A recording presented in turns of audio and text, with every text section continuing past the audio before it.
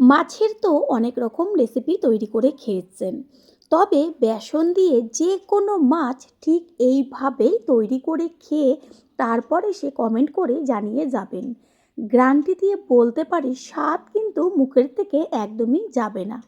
নমস্কার বন্ধুরা, শ্বশুর বৌমা রান্নাঘর অ্যান্ড ব্লগ চ্যানেলে সকলকে স্বাগত। তাহলে কি করে তৈরি করব সেটাই দেখে নেওয়া যাক। প্রথমেই এইখানে আমি কাতলা মাছ নিয়েছি।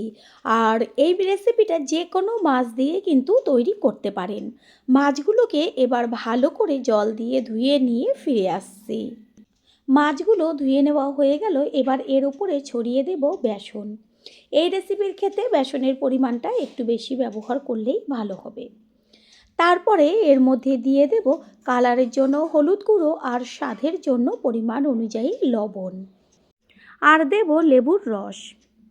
এইখানে আমি যেহেতু লেবুটায় অনেকটা পরিমাণ রস, সেই কারণে একটা গোটা লেবুর থেকে 1/4 টুকরো রস ব্যবহার করেছি। এবার হাত দিয়ে সব কিছু একসাথে মাছের গায়ে মাখিয়ে নেব, আর এইভাবে মেখে 5 মিনিট রেখে দেব। গ্যাসের ওভেনে একটা কড়াই বসিয়ে তারপর কড়াইটা ভালো করে গরম করে নেব। কড়াই গরম হয়ে গেলে পরে দিয়ে দেব সর্ষের তেল। আর মাছের ক্ষেত্রে কিন্তু সর্ষের তেল দিয়ে রান্না করলেই ভীষণ টেস্টি হয়। তেলটা ভালো করে গরম করে নিয়ে এবার যে 5 মিনিট সব কিছু দিয়ে মাখিয়ে রেখেছিলাম মাছ, সেই মাছ আস্তে করে গরম তেলে ছেড়ে দেব। এইভাবে একটা একটা করে মাছ গরম তেলে একসাথে 3-4টে ছেড়ে দেব। মাছ ভাজা হতে থাক, সেই সময়ে আমি একটা মশলা তৈরি করব, সেটা কি দেখে নেওয়া যাক। মিক্সিং জারের মধ্যে দিয়ে দিচ্ছি বড় চামচের 1 চা চামচ গোটা ধনে, বড় চামচের 1 চা চামচ সাদা জিরে, দেব কিছুটা পরিমাণ ছোট ছোট করে কেটে নেওয়া আদা, আর দেব বেশ কয়েকটা রসুনের কোয়া, ঝালের জন্য দেব কাঁচা লঙ্কা, আর দেব একটা তেজপাতা ছোট টুকরো করে। তেজপাতা তো ফোড়ন হিসাবে ব্যবহার করেছেন, তবে মশলার মধ্যে পেস্ট করে রান্না করে দেখবেন। জল দিয়ে মশলাটা পেস্ট করে নেব। আর এইখানে নিচের পিঠটা ভাজা হয়ে গেছে, এবার উল্টে দেব ওপরের পিঠটা হবার জন্য। এরকম মুচমুচে যদি গরম গরম মাছ ভাজা পাওয়া যায়, গরম গরম ভাতের সাথে কিন্তু আর কিছুই লাগবে না। এক থালা ভাত এমনিতেই খাওয়া হয়ে যাবে। এপিট ওপিট করে মাছগুলোকে একদম লাল লাল করে ভেজে নেব। পুরনো বন্ধুদের সবসময় আমাদের পাশে এইভাবে ভালোবেসে সাপোর্ট করার জন্য অনেক অনেক ভালোবাসা। মাছগুলো ভেজে নেওয়া হয়ে গেছে দুই পিঠই খুব সুন্দরভাবে। এবার এগুলোকে তেল ছেঁকে তুলে নেব। আর যে মাছগুলো আছে সেইগুলোকে একইভাবে ভেজে নিয়ে ফিরে আসছি। সব মাছ ভেজে নেওয়া হয়ে গেছে, এরপর এর মধ্যে দিয়ে দিচ্ছি আর অল্প করে সর্ষের তেল। তেলটা গরম করে নেব। তেল গরম হয়ে গেছে, এর মধ্যে দেব বড় চামচের 1/2 চা চামচ সাদা জিরে আর একটা তেজপাতা। তেজপাতা কিন্তু অবশ্যই মশলার সাথে পেস্ট করবেন, কেউ কিন্তু স্কিপ করবেন না। ফোড়নটাকে গ্যাসের ফ্লেম লোতে রেখে তারপর কিন্তু ভালো করে ভেজে নেব। যখন সুন্দর একটা গন্ধ বেরোবে তখন এর মধ্যে দিয়ে দেব লম্বা লম্বা করে কেটে নেওয়া আলু। আলুর গায়ে সুন্দর একটা কালার চলে এসছে, বেশ কিন্তু অনেকটাই ভাজা হয়ে গেছে। এবার কিন্তু আলু যদি আপনারা চান আলাদাভাবেও ভেজে নিতে পারেন, তবে কোনো রকম দরকার নেই। এরকম ফোড়ন দেওয়ার পরেই কিন্তু আলুটা ভেজে নেবেন। এতে কি হবে, তেলও কম লাগবে, আবার কিন্তু গ্যাসটাও অনেকটাই সাশ্রয় হবে। এই পর্যায়ে এর মধ্যে দিয়ে দেব কেটে নেওয়া ছোট্ট ছোট্ট করে পেঁয়াজ। পেঁয়াজ তেলের মধ্যে আলাদাভাবে কোনো রকম কিন্তু ভাজার দরকার নেই।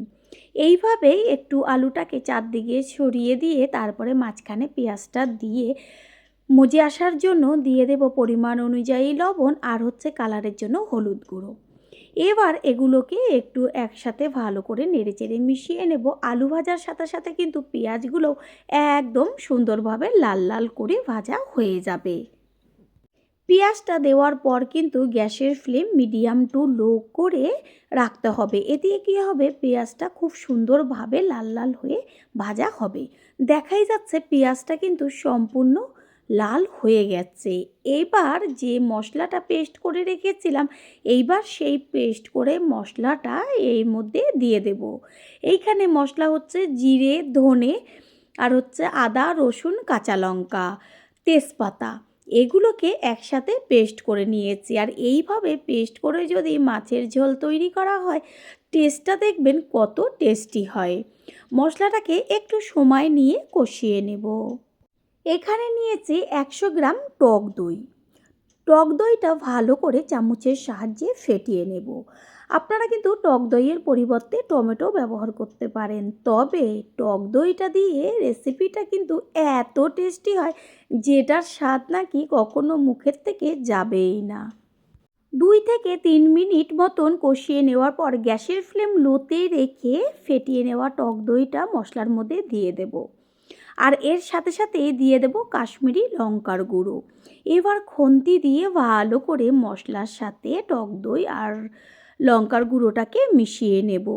গ্যাসের ফ্লেম কিন্তু একদম হাই করবেন না, কারণ টক দই দেওয়ার পর কিন্তু অনেক সময় কেটে যায়। সেই কারণে গ্যাসের ফ্লেম লোতে রেখে মশলার সাথে ভালো করে কষিয়ে নেব। একটা ঢাকনা দিয়ে ঢেকে দেব। 4 থেকে 5 মিনিট বাদে ফিরে এসে কড়াইয়ের ঢাকনাটা সরিয়ে দিয়ে দেখিয়ে দিচ্ছি মশলার থেকে কত সুন্দরভাবে তেল ছাড়ছে। আর মশলাটাও বেশ ওপর নিচ করে একটু ভালো করে নেড়েচেড়ে দিতে হবে। এত সুন্দর একটা ভাজা গন্ধ বেরোচ্ছে। মাছের ঝোলটা কিন্তু হতে একদমই বেশি সময় লাগবে না, কারণ আলু ভাজা ছিল আর মশলার সাথে কষিয়ে আলু কিন্তু 50%-এর ওপরে সিদ্ধ হয়ে গেছে। গ্যাসের ফ্লেম হাই করে দিয়ে দেব উষ্ণ গরম জল। আর জলের পরিমাণটা কিন্তু একটু বেশি ব্যবহার করব, কারণ মাছের ঝোলটা দিয়েই কিন্তু সব ভাত খাওয়া হয়ে যাবে। ঝোল টকবক হয়ে ফুটতে শুরু করেছে। এই পর্যায়ে এর মধ্যে দিয়ে দেব 2 কাঁচা লঙ্কা আর ভেজে রাখা মাছ। গ্যাসের ফ্লেম মাছটা দেওয়ার পরে মিডিয়াম করে ঢেকে দেব, যেন মাছের মধ্যে মশলাটা যায়। যারা প্রথমবার আমাদের চ্যানেল ভিজিট করছেন তাদের আন্তরিক শুভেচ্ছা ও ভালোবাসা। আমাদের রেসিপিগুলো যদি ভালো লেগে থাকে সাবস্ক্রাইব করে দেওয়ার অনুরোধ রইল ও পাশে থাকা বেল আইকনে ক্লিক করলে পরবর্তী ভিডিওগুলো সবার আগে আপনাদের কাছে পৌঁছে যাবে। মাছ কিন্তু একদম কমপ্লিট। এর মধ্যে দিয়ে দিচ্ছি ছোটো চামচের 1 চা চামচ গরম মশলার গুঁড়ো।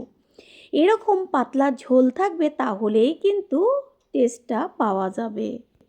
টেস্টটা আরও বাড়াবার জন্য দিয়ে দিচ্ছি ওপরে ছড়িয়ে বেশ কিছুটা পরিমাণ কুচিয়ে নেওয়া ধনেপাতা। ধনেপাতাটা দেওয়ার পর কিন্তু গ্যাস অফ করে দিয়ে একটা ঢাকনা চাপা দিয়ে দেব। তৈরি হয়ে গেল টেস্টি টেস্টি কাতলা মাছের ঝোল। আশা করি রেসিপিটি ভালো লাগলো। কিছুক্ষণ বাদে ফিরে এসে ঢাকনাটা সরিয়ে দিয়ে সম্পূর্ণ লুকটা দেখিয়ে দিচ্ছি। তারপর একটা পাত্রের মধ্যে তুলে দিচ্ছি।